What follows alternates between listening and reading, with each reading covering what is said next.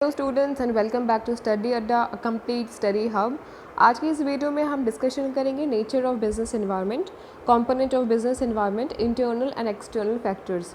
इसके पहले वाले वीडियो में मैं ऑलरेडी डिस्कशन कर चुकी हूँ बिजनेस एनवायरनमेंट का इंट्रोडक्शन पार्ट, उसका कंसेप्ट, फीचर्स, सिग्निफिकेंस, इंपॉर्टेंस, सारा कुछ डिटेल में ब्रीफ में। उसका लिंक मैं डिस्क्रिप्शन बॉक्स में दे दूँगी, या तो फिर आप ऊपर आई बटन में राइट साइड में ऊपर आई बटन जो आपका ब्लिंक कर रहा है वहाँ पे अगर आप क्लिक करोगे तो आप डायरेक्टली उस वीडियो पे चले जाओगे। वैसे मैं लिंक डिस्क्रिप्शन बॉक्स में दे दूँगी। ये यूनिट 1 है, यूनिट 1 का पार्ट 2 है। फ्रेंड्स, अगर आप मेरे चैनल पे न्यू हो तो मेरे चैनल को सब्सक्राइब ज़रूर कर लेना और साथ में बेल आइकन ज़रूर प्रेस कर लेना, तो ही आपको नोटिफिकेशन मिलेगी। तो चलिए स्टार्ट करते हैं आज का वीडियो। इस वीडियो में हम पढ़ेंगे कि नेचर ऑफ बिज़नेस एनवायरनमेंट क्या है। जैसा कि हमने पढ़ा कि एक बिजनेसमैन के लिए या एक ऑर्गेनाइजेशन के लिए उसका बिज़नेस एनवायरनमेंट, जो एरिया है, जो स्कोप है, जो भी करंट में चीज़ें चल रही हैं, उनको एनालिसिस करना बहुत ज़रूरी है और उसके अकॉर्डिंग उसे अपनी बिज़नेस में चेंजेस करना पड़ेगा, एल्स उसका बिज़नेस का जो ग्रोथ है वो सस्टेनेबल नहीं हो पाएगा। तो ये कुछ 8 पॉइंट्स हैं जो आप कह सकते हो कि नेचर बोल सकते हो या आप उसका स्कोप भी बोल सकते हो कि business environment interdependence in nature होता है। ये काफ़ी कॉम्प्लेक्स होता है, ये अनसर्टेन होता है क्योंकि इसको प्रिडिक्ट करना थोड़ा डिफ़िकल्ट होता है। ये रिलेटिव इन नेचर होता है, डायनामिक भी होता है और सोशल रिस्पॉन्सिबिलिटी अप्रोच को ये फॉलो करता है, साथ में सिस्टम अप्रोच को भी फॉलो करता है। और इसके जो फैक्टर्स होते हैं वो अनकंट्रोलेबल फैक्टर्स होते हैं और अनलिमिटेड अफेक्ट करते हैं आपके ऑर्गेनाइजेशन को या कंपनी को। ये पॉइंट को आप एग्जामिनेशन में, मैंने तो यहाँ पे पॉइंट्स में बना दिया हुआ है, बट आपको फ्रेंड्स एग्जामिनेशन में ऐसे नहीं बनाना है। आप एग्जामिनेशन में अगेन मैं जैसा कि बोलती हूँ डायग्राम पे मैं फोकस करती हूँ, क्योंकि डायग्राम के थ्रू आप इजीली अपने पॉइंट्स को, अपनी बात को एक्सप्लेन कर देते हो। आपके पेजेस भी कहीं ना कहीं भर जाते हैं और एग्जामिनर को भी समझ में आता है कि आपने अच्छी तरीके से रिप्रेजेंट किया हुआ है, तो आपको मार्किंग बहुत अच्छी मिलती है। तो अगर आप सिंपल ऐसे करोगे तो भी ऐसा नहीं है कि वो गलत रहेगा, but then again it totally depends on your presentation skill, आप कैसे करते हो। लिखता सब कोई वही है, आप भी अगर आपका परसेंटेज 65 है या 75 वाला, 85 वाला, कंसेप्ट कंटेंट सबका सेम होता है, but the way of presentation matters, वो डिफ़र करता है। तो इसीलिए आप इसको क्या करना, अगेन आप इसको नेचर ऑफ बिजनेस इन्वायरमेंट आप इसको बॉक्स में बना देना या ओवल शेप में बना देना और इसके पॉइंट्स आप निकाल देना कुछ इस तरीके से, या आप इसको थोड़ा सा कुछ अलग तरीके से भी चाहो तो बना सकते हो ऐसे। तो आप अपने से देख लेना कि आपको क्या सूटेबल, क्या कन्वीनियंट है। बट फ्रेंड्स, डायग्राम ज़रूर बनाना और डायग्राम बनाने के बाद उनके पॉइंट्स को एक्सप्लेन कर देना 2-2, 3-3 लाइन, जितना आपके दिमाग में रहे। तो चूँकि मैं आपको प्रैक्टिकल एग्जाम्पल से और एक्सप्लेन करने में ज़्यादा बिलीव रखती हूँ, तो इसलिए मैं आपको एक्सप्लेन कर रही हूँ, उसको आप ध्यान से अपने माइंड में बिठा लो, सुन लो, और बुकिश लैंग्वेज में भी मैं आपको चीज़ें दिखाती रहूँगी और समझाती रहूँगी। तो चलिए, ये तो हमने देख लिया पॉइंट्स में, अब इसको थोड़ा सा समझ लेते हैं कि ये क्यों कॉम्प्लेक्स है। तो जैसा कि मैंने पहले बताया आपको कि बहुत सारे फैक्टर्स होते हैं आपके बिज़नेस को और आपकी इकॉनमी को जो है वो इफ़ेक्ट करते हैं, वो डायरेक्टली इन्फ्लुएंस करते हैं आपके बिज़नेस को और आपके बिज़नेस की फंक्शनिंग को। इनका जो इफ़ेक्ट होता है ये आपकी प्रोडक्टिविटी पे भी पड़ता है और आपकी प्रॉफिटेबिलिटी भी पड़ता है। आपकी प्रोडक्टिविटी लेस भी हो सकती है और मोर भी, ज़्यादा भी या कम भी हो सकती है, डिपेंडिंग ऑन कि क्या चेंजेस हो रहे हैं मार्केट में, डिपेंडिंग ऑन कि फेवरेबल चेंजेस हो रहे हैं या नॉन फेवरेबल चेंजेस हो रहे हैं। तो इनको अंडरस्टैंड करना और इनको एनालिसिस करना it's quite difficult, but yet हम फिर भी करते हैं ताकि हमारे बिज़नेस का जो ऑपरेशन है, मतलब जो फंक्शनिंग है, वो स्मूथ रहे। तो different factors affect differently the performance of business. तो इसीलिए काफ़ी कॉम्प्लेक्स होता है चीज़ों को समझना, और ये एक अच्छा एनालिस्ट जो होता है वो वही समझ पाता है। फिर ये डायनेमिक होता है, क्योंकि ये चेंज होता रहता है और कंटिन्यूली चेंज होता है। मार्केट में आज जो सिचुएशन है, ज़रूरी नहीं है फ्रेंड्स वो कल भी सेम सिचुएशन रहेगी। गोल्ड का रेट अगर आज ज़्यादा है तो कल कम भी हो सकता है, अगर आज कम है तो वो ज़्यादा भी हो सकता है। तो ये कंटिन्यूसली चेंज करता रहता है, तो होता रहता है। तो आपको ये पता होना चाहिए कि क्या टाइम की डिमांड है, या आपके इन्वायरमेंट में आपके बिज़नेस से रिलेटेड कोई कॉम्पिटिटर्स तो नहीं आ रहे हैं, या आप जो प्रोडक्ट बना रहे हो उसकी जो मैन्युफैक्चरिंग कर रहे हो और कस्टमर तक पहुंचा रहे हो, कहीं कस्टमर को उससे बेटर सब्सटीट्यूट तो नहीं मिल रहा है। मतलब आपके कॉम्पिटिटर के तरफ तो आपके जो कस्टमर है वो डाइवर्ट तो नहीं हो रहे हैं, कहीं उनके प्रेफरेंसेस तो चेंज नहीं हो रहे हैं, या टेक्नोलॉजीज़ में कोई इम्प्रूवमेंट तो नहीं आ रहा है, पैकेजिंग में आपकी कुछ प्रॉब्लम है क्या, इसकी वजह से चेंजेस हो रहे हैं कस्टमर के प्रेफरेंसेस या टेस्ट, तो ये सारी चीज़ें कहीं ना कहीं आपको एनालिसिस करनी पड़ती है। तो एक छोटी सी बात से लेकर के एक बड़ी सी बात तक आपको सोचना पड़ता है, इसीलिए इसका जो नेचर होता है वो काफ़ी डायनामिक, काफ़ी वृहद होता है, वाइडर होता है। तो ये तो हो गया डायनेमिक नेचर की ये किस तरीके से है। अब इंटरडिपेंडेंस किस तरीके से है, मतलब आपका जो बिज़नेस इन्वायरमेंट है वो economical, social, legal, technological, political factors, ये सारे चीज़ों पे डिपेंडेंट है आपका बिज़नेस। ऐसा नहीं है कि अगर सपोज़ करो कि पॉलिटिकल कोई भी चेंजेस हो रहे हैं या अगर इकोनॉमिकल कोई भी चेंजेस हो रहे हैं, ठीक है, तो उसका असर आपके बिज़नेस पे पड़ना ही पड़ना है, डेफिनेटली पड़ेगा। तो आप उससे खुद को स्केप नहीं कर सकते हो, आप टोटली डिपेंडेंट नहीं हो अपने ऊपर। ऐसा नहीं है कि आप जो चाहोगे वही होगा, कई बार बहुत सारी चीज़ें ऐसी होंगी जो आप नहीं चाहोगे बट वो चीज़ें हो जाएंगी।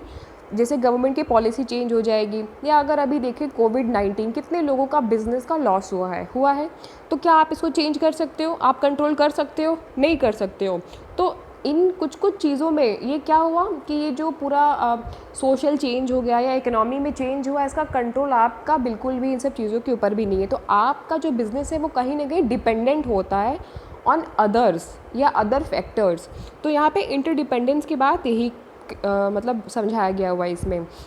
अब इसमें क्या हुआ है कि बहुत सारी जो कंट्रीज़ होती हैं उनकी जो टेक्नोलॉजीज़ होती हैं वो चेंज होती रहती हैं, तो उसका जो इफ़ेक्ट होता है वो आपके भी ऊपर कहीं ना कहीं आता है। अब वो अपनी टेक्नोलॉजी को चेंज कर रहे हैं, ठीक, अब आपको उसको समझना पड़ेगा कि उन्होंने क्या चेंज किया है, इसके लिए आपको रिसर्च करना पड़ेगा।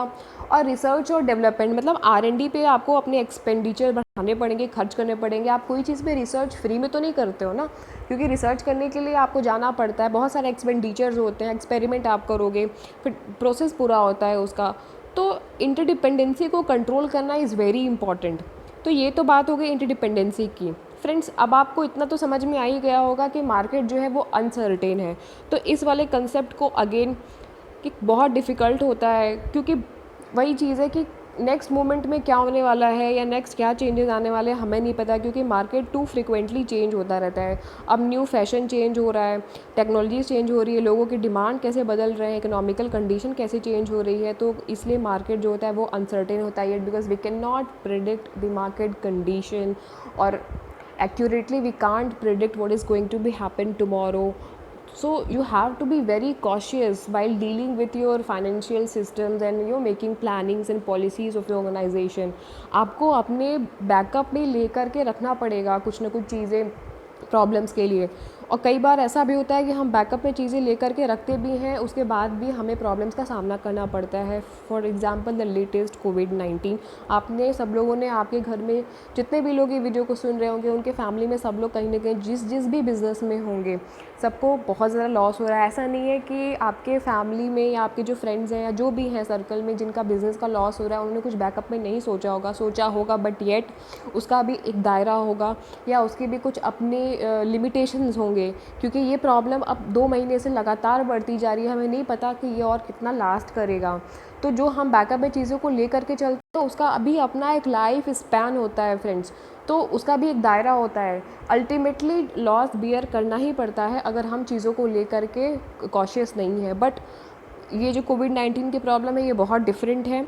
इसका रिलेशन जो मार्केट की जो इकॉनमी होती है, जब मार्केट में डेली बेसिस पे चेंजेस होते हैं उससे थोड़ा सा अलग है, क्योंकि वहाँ पे चीज़ों को हम थोड़ा कंट्रोल कर सकते हैं। हम एक्सटर्नल फैक्टर्स को कंट्रोल नहीं कर सकते हैं, मतलब टेक्नोलॉजी को नहीं कंट्रोल कर सकते हैं, पॉलिटिकल इकोनॉमिकल सिचुएशन को, सोशल सिचुएशन को कंट्रोल नहीं कर सकते हैं, बट येट हम अपने इन्वेस्टर्स को, सप्लायर्स को, कस्टमर्स को, अपने शेयर होल्डर्स को तो ज़रूर कंट्रोल कर सकते हैं, अपने एम्प्लॉयज़ को ज़रूर कंट्रोल कर सकते हैं। तो नेक्स्ट पॉइंट देखते हैं। नेक्स्ट पॉइंट है कि रिलेटिविटी। अब रिलेटिविटी का मतलब क्या होता है, बहुत इसको इजी एग्जांपल से समझो कि एक जगह की जो कंडीशन होती है, सपोज़ एमपी की जो कंडीशन है या यूपी की जो कंडीशन है या यूपी का जो ट्रेंड है या यूपी का जो फैशन है वो साउथ की जो कंट्रीज़ हैं, कर्नाटका बोल दो या आप आंध्र प्रदेश बोल दो, ठीक है, यहाँ के फ़ैशन से डिफरेंट करता है। यहाँ पे लोग क्या करते हैं, यहाँ के खाने पीने का लोगों का स्टाइल अलग है, वो लोग साउथ इंडियन फूड खाते हैं। यहाँ के खाने पीने का स्टाइल अलग है, ये नॉर्थ इंडियन फूड खाते हैं। ये लोग कपड़ा अलग तरीके से धोती और कुर्ता पहनते हैं और बहुत ही धोती और वो क्या बोलते हैं उसको, दुपट्टा टाइप का जो लिया जाता है वो सब पहनते हैं। लेकिन यहाँ पे पैंट, टी शर्ट, जीन्स, ये सब का कल्चर है। तो कल्चर वाइज भी ये यहाँ से डिफरेंट है, फूडिंग वाइज भी ये डिफरेंट है। मतलब फ़ैशन की बात कर लें, फूड की बात कर लें, तो दोनों डिफरेंट है। अब आप सोचो कि आप अगर धोती और कुर्ता बेचना चाहते हो, यूपी में बेचोगे तो वो उतना नहीं बिकेगा जितना आपका कर्नाटक और आंध्र प्रदेश में बिक जाएगा। उसी तरीके से अगर आपको जीन्स, टी शर्ट या हाँ, अगर आपको जो वेस्टर्न ड्रेसेस हैं वो यूपी में और बाकी दिल्ली में इधर जितना बिक जाएगा उतना यहाँ नहीं बिकेगा। क्यों? क्योंकि फ़ैशन दोनों का चेंज है।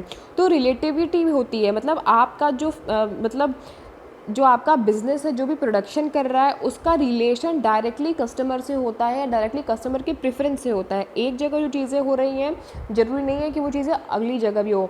जैसे कि यहाँ पे एक एग्जांपल दिया हुआ है वुमेंस के सलवार कमीज़ को लेकर के कि is high in India. India में अगर आप बेचोगे तो ज़्यादा प्रॉफिट है, यूएस में कोई खरीदने नहीं जाएगा, या खरीदेगा तो बहुत ही कम, 2% या 3%। तो इस तरीके के चेंजेस आपको एनालिसिस करना पड़ेगा कि आपको अपने प्रोडक्ट को कहाँ बेचना है, किसे बेचना है।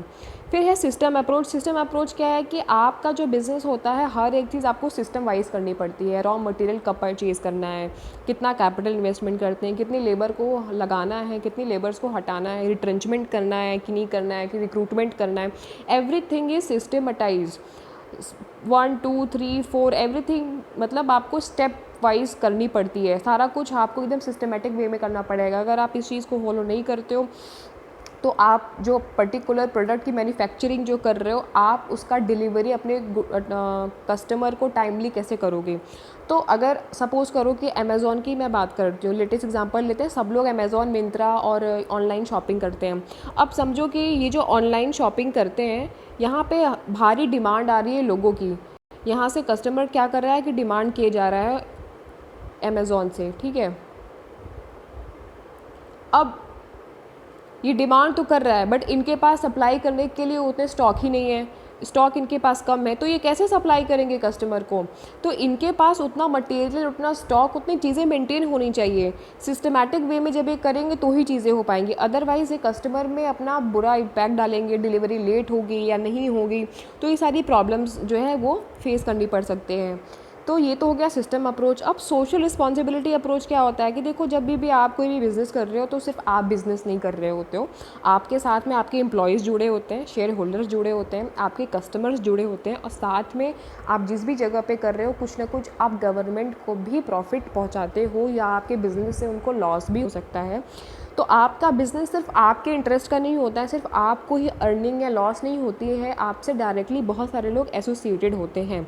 तो आपकी खुद की एक सोशल रिस्पॉन्सिबिलिटी बनती है, किनके लिए, इन लोगों के लिए, कि आप एक बैलेंस इन सब के बीच में बना करके रखो, और इन सब लोगों को कंसिडर करते हुए पॉलिसीज़ को चेंज करो, इन सब को कंसिडर करते हुए अपने बिज़नेस में ग्रोथ करो या चेंज करो। तो ये सब बहुत ही इंपॉर्टेंट कैरेक्टरिस्टिक्स भी हैं। पता है आपको, एग्ज़ाम में आप इसको एज ए कैरेक्टरिस्टिक्स भी लिख सकते हो। अगर पूछ लेता है एग्जामिनेशन में कि what is the theoretical framework of business environment, मेरे क्वेश्चन को बड़े ध्यान से सुनना, नहीं तो वापस इसको रिप्ले कर लेना कि what are the theoretical concept of business environment, elaborate its concept, nature, significance, characteristic. तो उसमें आप एक कैरेक्टरिस्टिक्स भी डाल सकते हो, ये सारे पॉइंट्स। या अगर आपको नेचर पूछ लेता है तो डाल सकते हो, स्कोप भी पूछेगा तो भी आप ये डाल देना आँख बंद करके, बिल्कुल भी ये एकदम, क्योंकि सारी चीज़ें एक दूसरे से रिलेटेड है। स्कोप अगर पूछता है, या अगर स्कोप पूछा या नेचर पूछा, दोनों ही चीज़ें, तो आप ये कंसेप्ट डाल देना आँख बंद करके, ठीक है। चलो ये तो हो गया कि सोशल रिस्पॉन्सिबिलिटी अप्रोच क्या है। अब देखो फ्रेंड्स, नेक्स्ट आता है कि एलिमेंट्स क्या हैं बिजनेस इन्वायरमेंट के। एलिमेंट्स और कंपोनेंट ये दोनों सेम है, इसमें कंफ्यूज मत होना। एग्जामिनेशन में पूछ लिया कि एलिमेंट क्या है तो यही डालना है, कंपोनेंट पूछा तो भी यही आपको लिखना है। बहुत सारे एग्जाम में क्वेश्चंस बहुत सारे ऐसे होते हैं ना कि जो कि क्वेश्चंस को घुमा दिया जाता है, बट उनका आंसर जो होता है वो सेम होता है, तो थोड़ा सा आपको समझना पड़ेगा। इसलिए बीच बीच में मैं क्या करती हूँ, आप लोगों को बीच बीच में मैं दिखाती रहती हूँ अलग अलग तरीके से जो क्वेश्चंस लोग पूछते हैं एग्जाम में। तो बिजनेस एनवायरनमेंट के ये दो फैक्टर्स हैं, या अगर टाइप्स भी पूछ लिया बिजनेस एनवायरनमेंट के तो भी आप यही डालोगे। बहुत ध्यान से सुनना, टाइप्स पूछेगा बिजनेस एनवायरनमेंट के तो आप यही सेम फिगर डालोगे। ये सेम फिगर में अगर आपको ये हेडिंग मेन तो डाल ही देना, इंटरनल और एक्सटर्नल, माइक्रो और मैक्रो, और इसके अंदर आप 3 4 पॉइंट भी लिख देंगे ना तो आपका फिगर बहुत अच्छा बन जाएगा। आप उनको एक्सप्लेन 2 लाइन का कर दोगे ना, तो आपकी जो लॉन्ग क्वेश्चंस होते हैं ना 12 नंबर के, या 14 नंबर के, वो बहुत ही अच्छे जाएंगे, या चेंज होते रहते हैं नंबरिंग, तो बहुत ही सॉलिड नंबर आपको मिलेगा, आपका सारे नंबर आपको मिलेंगे, कहीं जाने वाले नहीं है। शॉर्ट क्वेश्चन में भी पूछ लिया ना, तो 10 नंबर के शॉर्ट क्वेश्चन में या 5 नंबर वाले में भी तो आप ही झक मार के लिख देना, एकदम सॉलिड मार्क्स मिलेगा आपको। तो ये जो कंपोनेंट्स हैं, एलिमेंट्स कह लो या टाइप्स कह लो, तो इसमें दो पार्ट में किया गया हुआ है, एक तो इंटरनल है और दूसरा एक्सटर्नल है। इंटरनल में मतलब ये कि इनमें आप चेंजेस कर सकते हो, इनमें आपका कंट्रोल है, मतलब जो आपके प्रमोटर्स हो गए, जो शेयर होल्डर्स जो आपके कंपनी में इन्वेस्ट करते हैं वो हो गए, आपकी कंपनी का मिशन क्या है, आपकी कंपनी का ऑब्जेक्टिव क्या है, वो बहुत डिपेंड करता है। आप उसको चेंज कर सकते हो, उसको आप मॉडिफाई कर सकते हो, बट येट बार बार उसे मॉडिफाई करना अगेन अच्छा नहीं माना जाता है। आपका ऑब्जेक्टिव सेम होना चाहिए, मिशन आपका सेम होना चाहिए और एक होना चाहिए। तो इनमें आप लेकिन चेंजेस कर सकते हो, फिर भी ये आपके फैक्टर्स जो हैं ये सारे, ये आप कंट्रोलेबल है। आपका जो मैनेजमेंट स्ट्रक्चर है, मैनेजमेंट स्ट्रक्चर मतलब वो भी कई तरीके का होता है, मैट्रिक्स होता है, फिर वर्चुअल होता है, हॉरिजॉन्टल होता है। आपकी जो मैनेजमेंट की जो हायरार्की है कि आपको डिविजनल, कि आप कितने लोग, आप कितना डिपार्टमेंट है आपका, कितने प्रोडक्शन हाउसेज हैं आपके, या कितने ब्रांचेस हैं आपके, आपके मैनेजमेंट मैट्रिक्स लेवल का है लोग, आप सब कुछ उसको मैनेज कर सकते हो टोटली, क्योंकि वो आपके हाथ के अंदर में है। फिर इंटरनल रिलेशनशिप कैसा है आपका, इंटरनल पावर में कौन है, डायरेक्टर के साथ में, सुपीरियर्स के साथ में आपका, तो उन सब चीज़ों को आप मैनेज कर सकते हो। आपकी खुद की कंपनी की इमेज और ब्रांड क्वालिटी जो होती है वो आपके हाथ में होती है। अच्छा प्रोडक्ट दोगे, कस्टमर अच्छा रिव्यू देगा, ख़राब प्रोडक्ट दोगे पैसे के लिए या किसी भी रीज़न के लिए, तो आपका ब्रांड जो है वो ख़राब भी हो सकता है। फिजिकल एसेट भी बहुत वैल्यूएबल रखता है। फिजिकल एसेट मतलब आप, फिजिकल एसेट और फैसिलिटी का मतलब वो चीज़ें जिनको आप टच कर सकते हो, आपका इक्विपमेंट्स कैसा है, आप कौन से प्रोडक्शन मशीन्स यूज़ कर रहे हो, मैन्युफैक्चरिंग आपकी मशीन्स क्या है, टूल्स और इक्विपमेंट्स क्या चीज़ें हैं, या तो फिर आपका बिज़नेस का जो भी आप फैसिलिटी प्रोवाइड कर रहे हो एम्प्लॉयज़ को, वो कैसे प्रोवाइड कर रहे हो, इनको आप कंट्रोल कर सकते हो। आप अपने R&D, research and development and technological capabilities को भी इम्प्रूव कर सकते हो। अच्छी टेक्नोलॉजी ला करके ढेर सारा प्रोडक्शन कर सकते हो। अच्छा प्रोडक्शन और मैन्युफैक्चरिंग अगर टूल्स और इक्विपमेंट्स हैं, तो मे भी हो सकता है आप, जो मशीन है कई बार पुरानी हो जाती हैं और हम उसको चेंज नहीं करते हैं या उनमें कुछ मॉडिफिकेशन नहीं करते हैं, तो प्रोडक्शन का जो आउटपुट होता है वो काफ़ी कम हो जाता है, तो उसका असर हमारे कहीं ना कहीं डिलीवरी ऑफ गुड्स पे पड़ता है या कस्टमर पे पड़ता है, या क्योंकि हमारा पावर उतना जा रहा है, सेम जितना पहले जाता था उतना ही फ्यूल भी जा रहा है, उतना ही लेबर भी जा रहा है, बट प्रोडक्शन कम हो गया। क्यों? क्योंकि हमारी मशीन पुरानी हो गई हुई है। तो टेक्नोलॉजी भी कैपेबिलिटीज़ पे भी आपको ध्यान देना पड़ेगा। ह्यूमन रिसोर्स मतलब आपके जो एम्प्लॉयज़ हो गए, जो लेबर्स हो गए, फोरमैन वर्कर हो गए, पेयर्स हो गए, सब लोग सबऑर्डिनेट, आप उनको क्या कर सकते हो, मैनेज कर सकते हो। फिर मार्केटिंग कैपेबिलिटीज़, मार्केटिंग कैपेबिलिटीज़ का मतलब ये कि आपके जो कस्टमर्स हैं, आपके जो सप्लायर्स हैं, जो बायर्स हैं, देखो आपके कहीं से अगर आपके कस्टमर कौन है, जिन्हें आप सामान दे रहे हो, लेकिन आप भी तो किसी के कस्टमर हो सकते हो ना, जिनसे आप सामान ले रहे हो, मतलब रॉ मटेरियल जिनसे आप ले रहे हो। अब सारा कुछ तो आप मैन्युफैक्चर नहीं कर सकते हो ना, अगर आपने मशीनरी लगाई तो मशीनरी को तो आप मैन्युफैक्चर नहीं कर सकते ना, मशीन तो आपको कहीं से मंगानी पड़ेगी, तो जिनसे मंगाया वो भी तो आपके लिए सप्लायर हुए और आप उनके लिए बायर हुए। तो आपकी खुद की जो मार्केटिंग कैपेबिलिटीज़ है, आप उन पे क्या कर सकते हो, आप उनको कंट्रोल कर सकते हो। तो friends, these are all are the controllable factors, we can control this, we can modify this, हम इसे अपने हिसाब से चेंज कर सकते हैं, बट येट एक्सटर्नल को हम कंट्रोल नहीं कर सकते। क्यों? अब क्या है इसमें, अब इसको भी दो पार्ट में कैटेगराइज कर दिया हुआ है। कैसे कैटेगराइज कर दिया गया हुआ है, देखो, माइक्रो और मैक्रो। इकोनॉमिक्स में भी आपने पढ़ा होगा माइक्रो और मैक्रो। माइक्रो माने छोटा सूक्ष्म, मैक्रो माने बड़ा। तो माइक्रो को भी आप थोड़ा बहुत कंट्रोल कर सकते हो up to a level, but macro को you can't control guys. Macro को you can't control, but micro मतलब छोटा है ना। टास्क ऑपरेटिंग इन्वायरमेंट, ये देखो कॉमा करके लिखा हुआ है, तो इसको आप कुछ हद तक कर सकते हो।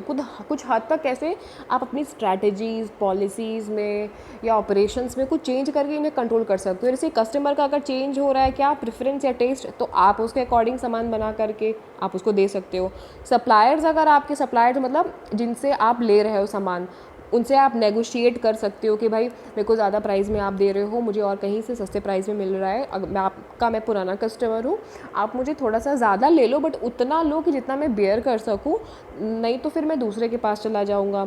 तो मतलब एक तरीका मैं बात बता रही हूँ, तो आप वहाँ पे नेगोशिएट कर सकते हो। आप अपने कॉम्पिटिटर से टाई अप भी कर सकते हो। बहुत सारी फ्रेंड्स ऐसी कंपनी हुई हैं, जैसे कि एक थी हीरो और होंडा, तो जो थी हीरो क्या थी, वो इंडियन कंपनी थी, और होंडा जो थी वो फॉरेन की कंपनी थी, बट इसने इंडिया ने इससे क्या क्या टाई अप कर लिया, तो हीरो होंडा हो गई।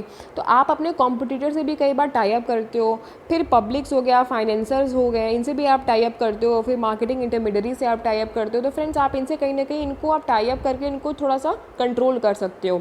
तो ये सब माइक्रो फैक्टर्स में आ गया। अब मैक्रो में क्या हुआ, मैक्रो में आप चेंज नहीं कर सकते। इकोनॉमिक फैक्टर, सोने का दाम बढ़ गया, आप नहीं चेंज कर सकते। सेंसेक्स बढ़ गया, आप चेंज नहीं कर सकते। क्रूड ऑयल का जो प्राइस है वो बहुत डाउन हो गया, आप चेंज नहीं कर सकते। आप उसका एडवांटेज ले सकते हो अगर आपने कुछ बैकअप में पॉलिसी अपनी बना के रखी है आपकी अपनी स्ट्रैटेजी से। सोशल और कल्चरल फैक्टर, धोती कुर्ता आप साउथ में नहीं बेच सकते। जीन्स टी शर्ट आप सॉरी धोती कुर्ता आप साउथ में बेच सकते हो, नॉर्थ इंडिया में मतलब यूपी एमपी इधर महाराष्ट्र में नहीं बेच सकते हो, नहीं सेल कर सकते हो। यहाँ पे सेम तरीके से धोती और कुर्ता फॉरेन कंट्रीज़ में नहीं चलेगा। जीन्स टी शर्ट यहाँ पे चल रहा है तो साउथ में नहीं चलेगा। खाने का सामान अगर आप बना रहे हो तो sambar idli dosa south Indian food ज़्यादा, अगर आपको बिजनेस करना है तो आप साउथ में जाके कर लो, चल जाएगा, यहाँ पे बहुत कम चलने वाला है। डेमोग्राफिक फैक्टर मतलब वही स्टेट वाइज फैक्टर, जो चीज़ें एमपी में हो रही है वो यूपी में नहीं होगी, जो यूपी में हो रही है वो एमपी में नहीं है, फिर एमपी की जो चीज़ें वो साउथ में नहीं है, साउथ की चीज़ें महाराष्ट्र में नहीं है। तो डेमोग्राफीज़ जैसे जैसे चेंज हो रही हैं, क्योंकि लोगों का खाने का तरीका अलग है, पहनने का तरीका अलग है, इवन बोलने का तरीका अलग है, तो डिपेंड करता है। अब आप अगर रशियन और फ्रांस की लैंग्वेज का इंडिया में उतना डिमांड नहीं है जितना डिमांड फॉरेन की कंट्री में है, आप सीख लिए लेकिन किसी यूज़ का नहीं है फॉरेन कंट्री में। अगर आपको फॉरेन कंपनी जो कि इंडिया में ही है एमएनसी टाइप में, वहाँ आप वर्क कर रहे हो तो वहाँ यूज़ कर सकते हो, इंडियन कंपनी में उसका यूज़ नहीं है। तो कहने का मतलब ये है कि ये कुछ चीज़ें ऐसी होती हैं जिसमें डेमोग्राफिकल अगर चेंज होते हैं, ठीक है, तो आप कुछ नहीं कर सकते हो उसमें।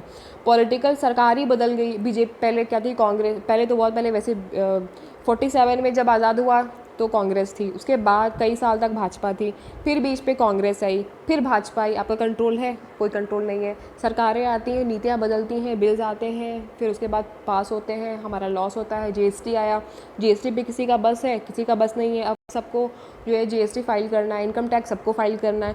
तो पॉलिटिकल चीज़ें जो चेंज हो रही है, गवर्नमेंट अपनी पॉलिसीज़ को चेंज कर रही है, वो सबके लिए एप्लीकेबल है। नेचुरल फैक्टर, बाढ़ आ गया, आपदा आ गया, डिज़ास्टर मैनेजमेंट कुछ हो गया, ये सब प्रॉब्लम्स हो गई, महामारी कोविड-19 आपका असर है, आपका कुछ कर पा रहे हो, कुछ नहीं कर सकते हो आप, आपका लॉस हो रहा है, आपको फेस करना पड़ेगा। टेक्नोलॉजिकल फैक्टर्स, अब भाई आप कोई सब जो पबजी को इंडिया में बंद कर दिया जाए, कितना लॉस होगा पबजी वालों को जिन्होंने ये सॉफ्टवेयर एप्लीकेशन बनाया होगा, बट इंडिया ने बंद कर दिया ना। एक एग्जांपल मैं बात बता रही हूँ, बंद हुआ नहीं है बाय द वे। इंडिया अगर बंद कर दे तो आप क्या कर लोगे? टेक्नोलॉजी चेंज हो गई ना। या सपोज़ करो कि सैमसंग फ़ोन जानते हो ना, सैमसंग फ़ोन का सॉफ्टवेयर अपडेट हो गया। अगर आपने अब खुद को अपडेट नहीं किया खुद के सॉफ्टवेयर को, तो क्या होगा? आपका बिजनेस तो गया, ख़त्म सारी चीज़ें। तो वो क्या चीज़ें हैं, आपको you have to be very updated, you have to go step by step according to the situation and according to the factors what is happening in the environment. You have to be very cautiously, you have to be very active कि क्या हो रहा है, because anything happen, कुछ भी हो सकता है एट एनी टाइम। फिर ग्लोबल फैक्टर्स इट मीन्स कि which is happening on the international level.